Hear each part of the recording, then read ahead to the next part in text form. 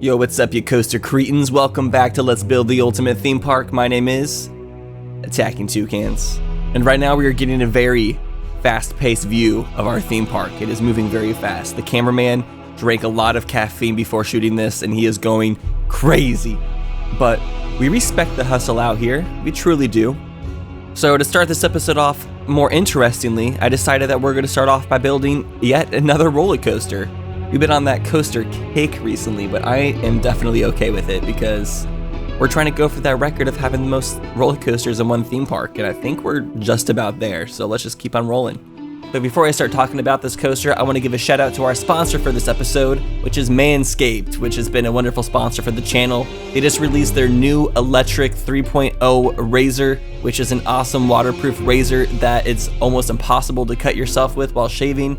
It is really good for shaving body hair, and it's like really easy to clean, and just shaving your body hair is like a thing lots of people like to do nowadays, and they'll just like ship this right to you. You can get 20% off with my code TUCAN20. I personally like it, and I would recommend you use it.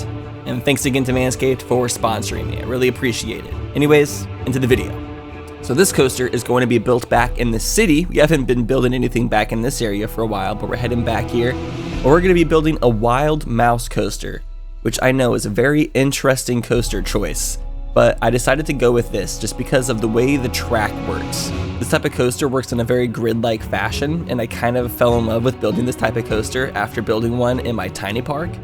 So I wanted to build one, and this coaster is going to be interesting because it's not going to be like any other coaster that is in this park. It's going to be kind of a psychedelic scenic ride. So let me describe that. We are going to be having this wild mouse coaster meander through the city. Every time it's outdoors, the car just kind of goes slowly and just is like transporting in between the buildings. And then every single time you go into a new building, it's going to do something a bit more wild. And I'm going to put some like weird psychedelic scenery inside each of these buildings. So it's like you're in a city, you're just like kind of chilling, and then you go inside a building and it goes like into this wild dip. And there's like some psychedelic lighting effects, and you're just like, whoa. And then you pop back outside and everything's normal again. And then you go back inside a building and things get all trippy. So it's going to be like an interesting dynamic of switching between like the city and these like psychedelic interiors that are going to be, I'm going to try to get like really creative. And that's actually going to be the comic question of the day today. I'm going to start to compile some ideas from you guys. But what are some like cool, creative, interesting ideas for things that we can do inside of these buildings that would like feel like trippy? Think like Alice in Wonderland. That's a really good direction to have your brain go towards. Think of like somebody who just took a bunch of acid and mushrooms and is just like thinking the craziest thoughts.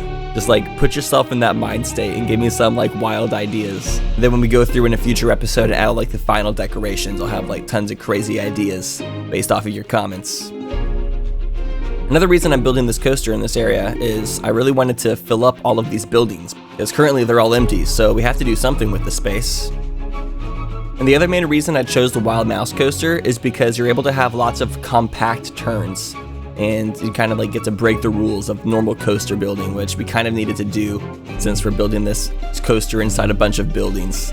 If it was like a coaster with like longer trains, I don't know if it would have worked. I think the fact that this coaster has like small little mouse cars kind of makes it work. And the reason I did that is I thought it would just like feel more exposed to like whenever you're just like gliding in the streets and between the buildings, just being in this like little car, you would feel much more exposed to the elements into the street, and it would just kind of feel a little bit more like a cool and personal experience. So I hope I made the right call on that. If you think there's like a better coaster type that I could have used, let me know. I'm not opposed to going through and like replacing the track with a different type of coaster, but the Wild Mouse seemed like a good choice, and we don't have a Wild Mouse in this park yet, so yeah. I try not to put too many like really tight turns in this Wild Mouse because I know those can be annoying. I mean, some people like Wild Mouse coasters because they like the really sharp, abrupt, like 90-degree turns that like throw you against the side of the cart. Like that's kind of the fun of it. But that wasn't one of my focuses when making this coaster. I didn't put like any super tight turns. The main focus on this coaster is going to be just like the psychedelic scenery we put inside each building. That's going to really capture the rider's attention.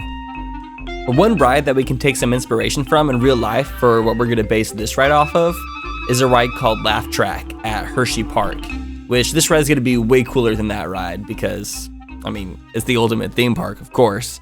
But like that ride is an indoor ride that has like a bunch of just like glow-in-the-dark paint everywhere and like 3D objects just like floating in space. It's kind of like Space Mountain as well from Disneyland, but just a bit more like eccentric. So that's kind of what we're going to be going for, but we're going to make it even cooler than that because we have lots of cool scenery pieces and effects to work with. So yeah, for the next several minutes, we're just going to kind of spend some time polishing these buildings and just kind of like making it not look so crappy. And also, after building some roller coasters in the city, I vote that we take some city in America, move everybody out of it, have them all just leave, go somewhere else, and we turn that city into a theme park where we just have a bunch of roller coasters attached to the skyscrapers and stuff. I feel like it'd be for the better of humankind if we did something like that. So I'm gonna start a change.org petition for us to turn, what city would be the best city to just like kick everybody out and turn it into a theme park? I mean, Vegas kind of already is that. Like, that's sort of what it's being set up to be. That's sort of what it's being built to be, because there is like the New York, which has the roller coaster, which is really sick, by the way. Based on the cities that I've been to, I would probably have to say San Diego, especially because of the weather. But that city is also just a really nice city. There's a lot of like wealthier, older, retired people that live there. It's like the place that people go when they retire from their jobs in Los Angeles and they want to go to a more like chill location that's not as fast paced. But I say we just kick all the retired people out of San Diego and turn that city into a gigantic amusement park. If I become president someday, that's what I will do. That's the platform that I will run on, and hopefully it propels me to victory. Oh, okay, so this is completely off topic, but I just remembered this, and I need to make a video about this.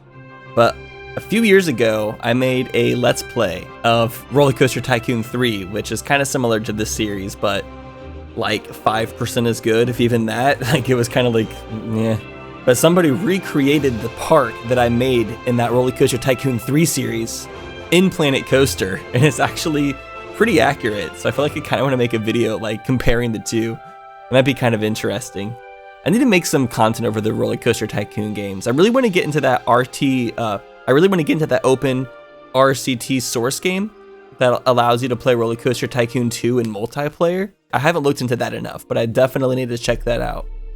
I've always wanted to make videos over like the older Rollercoaster Tycoon games. I just never knew like the best way to approach it. But I eventually will find a way, and I will do it because those games deserve to have more videos made over them. There's like one channel that makes really good Rollercoaster Tycoon videos over like the original Rollercoaster Tycoon. His name is Marcel Voss, and he makes really good like analytical videos about Rollercoaster Tycoon, and they're really, really good. And it kind of shows you how broken that game is. Like to play that game the most efficiently, you're not supposed to make like a good looking theme park. There's so many ways to cheese the original Rollercoaster Tycoon games to make more money and like optimize your parks in ways that would like not make your park better in real life, but make your park better within the code and requirements of Rollercoaster Tycoon, because obviously it's a game and it doesn't really analyze how pretty your coasters are. It all kind of just depends on a bunch of just like random coding that it uses to determine how good your coaster is, and it's really easy to cheese that. And he also makes videos like, do the entertainers and security guards in Rollercoaster Tycoon actually make that much of a difference, or are they just a waste of money? I think it's really cool that he's found a way to make like a successful Rollercoaster Tycoon channel though, like based off of the older games, especially because it's like a newer channel, and the fact that there's still an audience for those games is actually pretty sick. I remember when I was a kid at my grandparents' house, like visiting during the summer. On days where it was like too hot to go outside, I would just sit in my grandparents' office all day and build parks and Rollercoaster Tycoon. And then after like a few hours of building, I would like show my grandparents and show them all the rides I made and everything. And they were always so kind. They acted like they were interested in these virtual theme parks I was making. And then I also remember whenever I was a teenager, like 13 or 14, I would play Rollercoaster Tycoon 3 in their office. And I remember like making some really like interesting rides, and I was like, dang, I hope someday I get to be making like really cool theme parks on YouTube. It'd be really cool to do that. And here we are like 10 years later, now I'm doing like the ultimate theme park, and who knows where we'll go from here. It can only go up, hopefully. But at the same time, life is a roller coaster, and what goes up must come down. Apart from your knowledge doesn't normally come back down. I don't think the logic of what goes up must come down applies to necessarily everything out there. what are some of your guys' best memories playing Rollercoaster Tycoon? Do you guys have like any specific like memories attached to the game?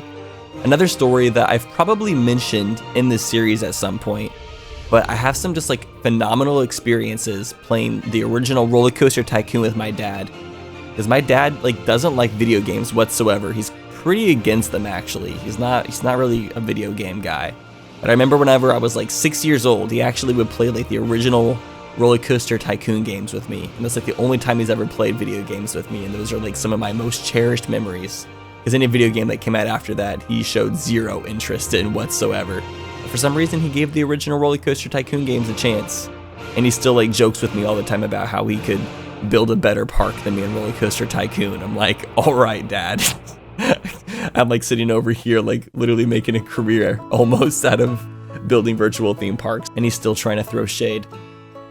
Sometimes I wonder if I would have had a better relationship with my dad growing up if he had been into video games even slightly, if that hadn't have been like such a argumentative factor of our lives. Because like he always wanted me to play sports, I was into video games, he wasn't into video games at all, so he never played them with me.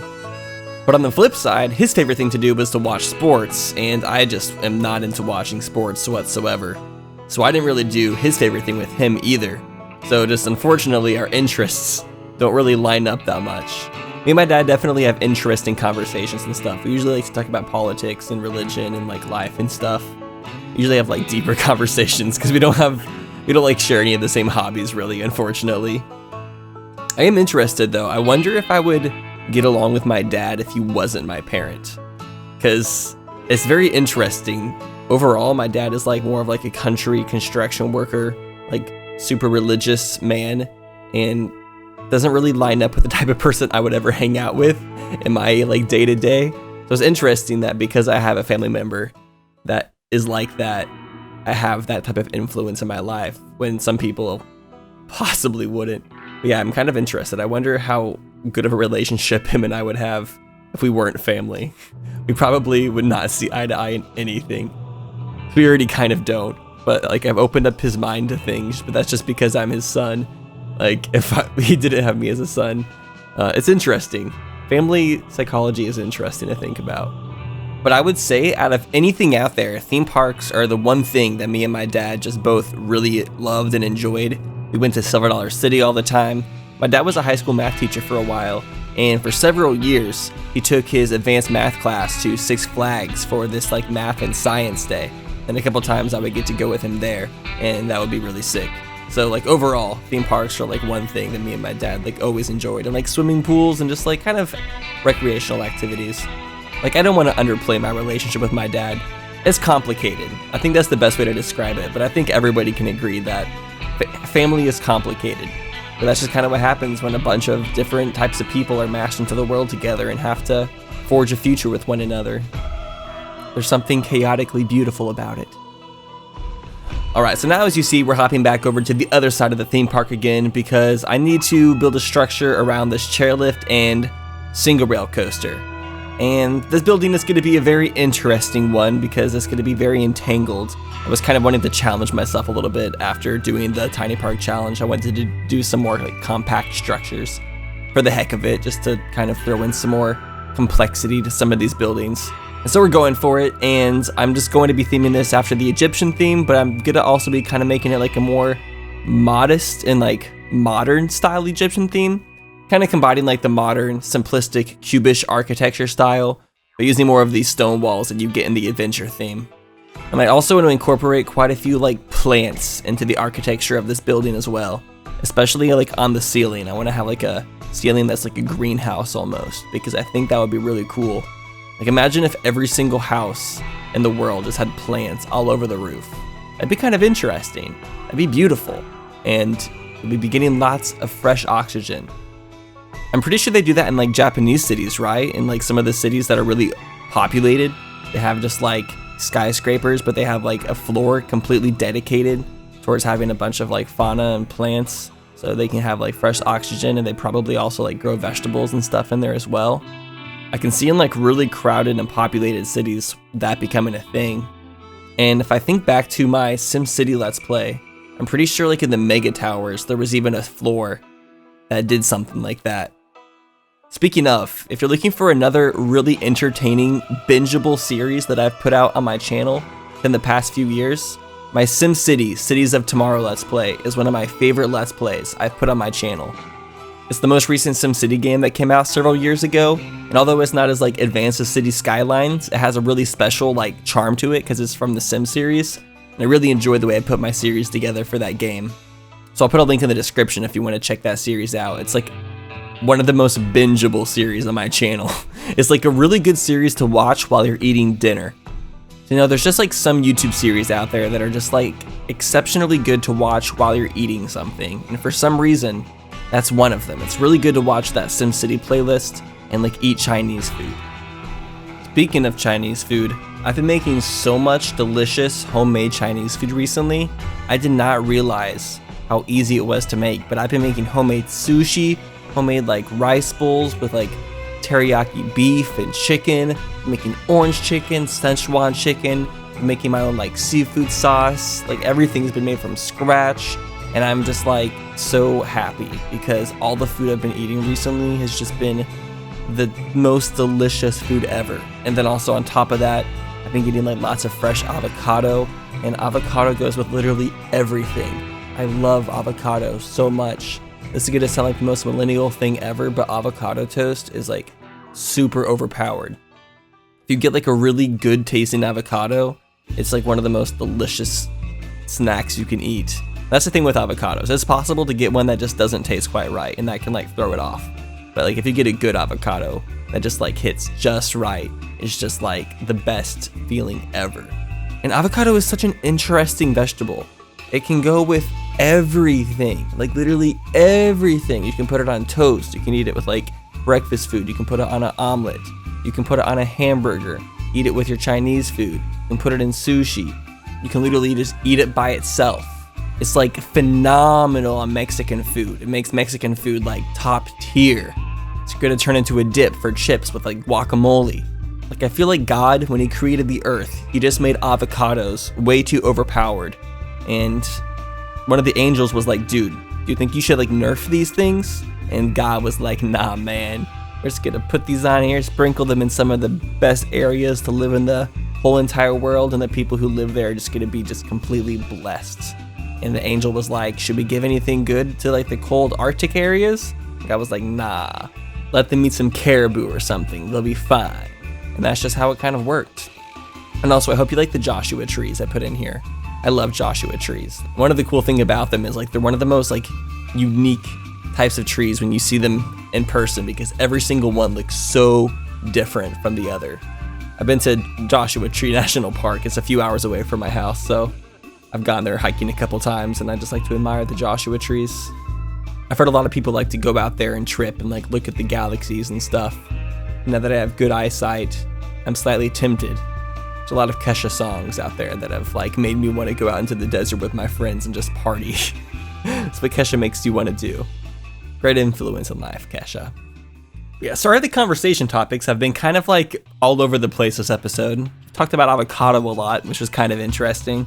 But I think it's just one of those episodes. This is kind of like a filler episode. I mean, I shouldn't reveal that this is a filler episode. I guess it's not really a filler episode. Well, I guess it's not, because we built a coaster, and we're building like a completely new structure. I don't know, for some reason it just feels like a filler episode in my head, commentary-wise, because I don't have anything like significant to bring to the table. I miss Planet Coaster doing updates, man. It was nice when every few episodes I could do like a segment where I talked about the new updates Planet Coaster was going to be adding, and we would talk about that. But they haven't been adding things for Planet Coaster. They've been doing things for Planet Zoo, which I really need to start my Planet Zoo series, but Planet Coaster's been dry on the updates. I'm assuming their team is working on the console release, which I'm not sure when that's going to be coming out because of the isolation, which I don't know. I feel like game design probably would still be happening because game designers are probably better at working isolated than like anybody, I would assume. The only issue would be in like not having the proper computer power at home to be able to like work on games, but you could always just take the computer tower home. I feel like if you're a professional game designer, you probably have your own good computer set up at home as well, because most gamers do, especially ones that have a salary job. But yeah, I still hope we get the console release of Planet Coaster because, one, like I said, that'll be really good for this series. A lot more people will be watching Planet Coaster content. And two, like, that means they might be interested in putting out more DLC for the game after that, because there will be a whole new, like, fan base playing the game at that point. But we'll have to see. Who knows? I guess I can go ahead and reveal what we're going to be doing in the next episode. The next episode, Troy, my roommate, is going to be joining us again. And we're going to be building another brand new coaster, and he is going to be helping me guide that and build another awesome coaster. And where that coaster is going to be, it is a surprise. I don't think you guys are going to expect the location. It's actually going to be in a location where there's another coaster as well. We're going to be like kind of doubling up and filling up some empty space that I have been wanting to fill for a long time. So stay tuned to find out what we do for that, because it'll be pretty interesting.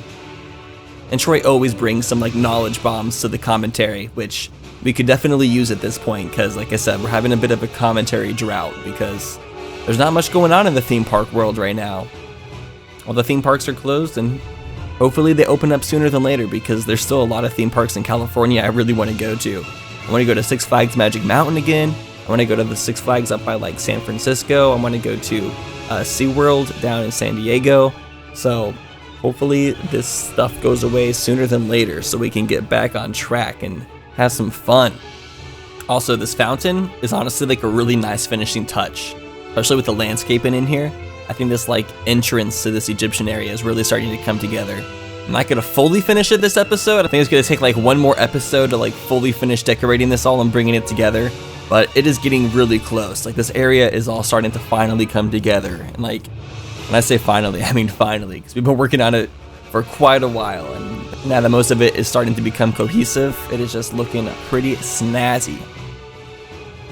And we're still going to work on one more thing to finish off this episode, because I really wanted to make some like proper headway with some of these projects that I've been like holding off on. And that is going to be working on the second portion of the Pokemon Snap Ride, the indoor laboratory, where the Mewtwo boss fight is going to be happening.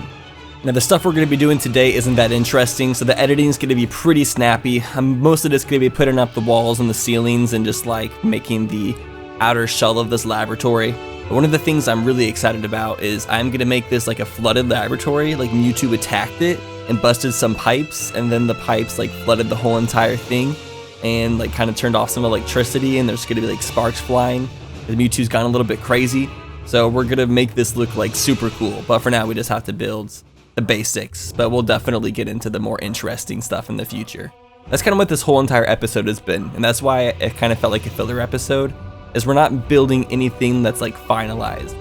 We're starting a lot of stuff in this episode, like the outer shells of the laboratory.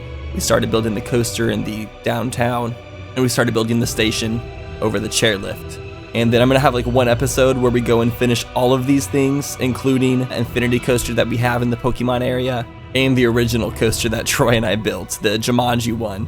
There's still a few more little details that I need to add to everything to really pull it together, but I wanted to like build the main portions of everything first before I added the little tiny details.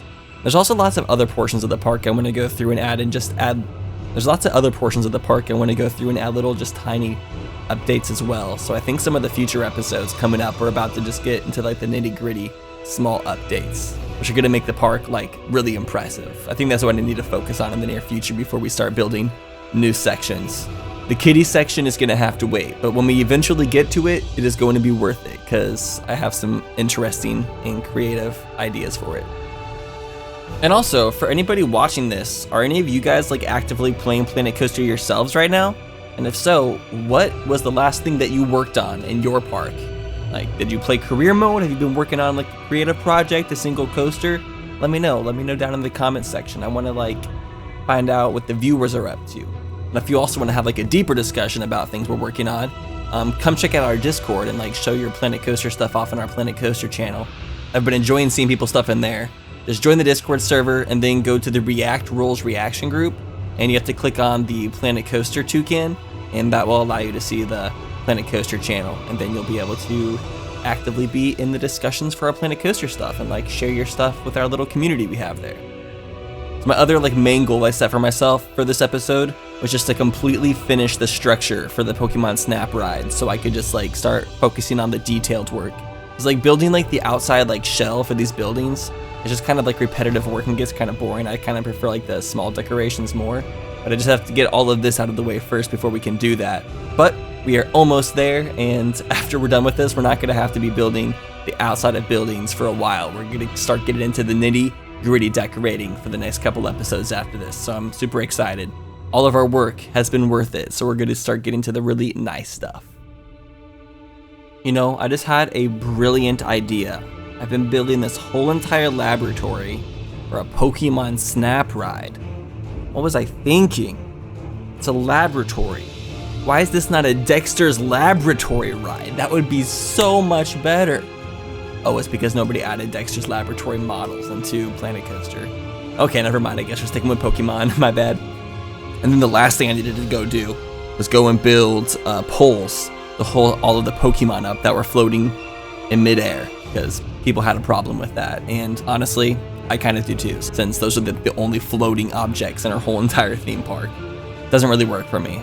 And with that being said, that is pretty much all I have for you guys today. But thank you all so much for watching this video. I'm glad I was able to bring you guys a bit longer of an episode for this series for once, because the episodes have been a bit shorter lately and I feel bad for it. But I hope you enjoyed the video. If you did, please hit that thumbs up button for me, because it does help me out a ton. And I will see you guys in the next one. I hope you have a wonderful day, and I'll see you in the next one.